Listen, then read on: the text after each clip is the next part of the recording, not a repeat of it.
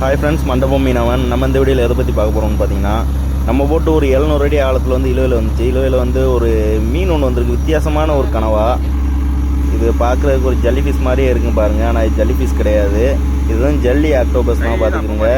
அதாவது இந்த பேக்கணவான்னு சொல்லுவோம் தெரியுமா தமிழில், அதுதான் இது. ஆனால் வித்தியாசமான பேக்கணவா. அந்த மாதிரி ஒரு பேக்கணவா யாருமே பார்த்துருக்க மாட்டீங்க, பார்த்துக்கிறோங்க.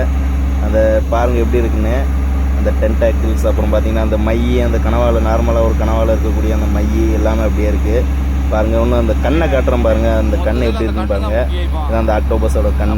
இது அதிகமான ஆழத்தில் இருந்து ஏறக்கூடிய கரப்பகுதியில் வந்து நீங்கள் பார்க்கவே முடியாது. இது ஒரு வித்தியாசமான ஒரு அனிமல்னு கூட சொல்லலாம், கடலில் வாழக்கூடியதில் பாருங்கள். எல்லாமே அப்படியே ஒரு டிரான்ஸ்பரண்டாக தெரியுது பாருங்கள் எல்லாமே. இந்த மாதிரி ஒரு ஆக்டோபஸ் இருக்குன்னா நீங்கள் பார்த்துருந்தீங்கன்னா கமெண்டில் சொல்லுங்கள். இந்த ஆக்டோபஸ் வச்சு நம்மளுக்கு எந்த ஒரு யூஸுமே கிடையாது. அதனால் நம்ம என்ன செஞ்சிரோம்னா திரும்ப கடலில் தூக்கி வச்சிரோம் பார்த்துக்கோங்க. கையில் பிடிச்சா அப்படியே பிஞ்சு வருதுங்க ஜல்லி மாதிரி. இந்த வீடியோ பிடிச்சிருந்தா மறக்காமல்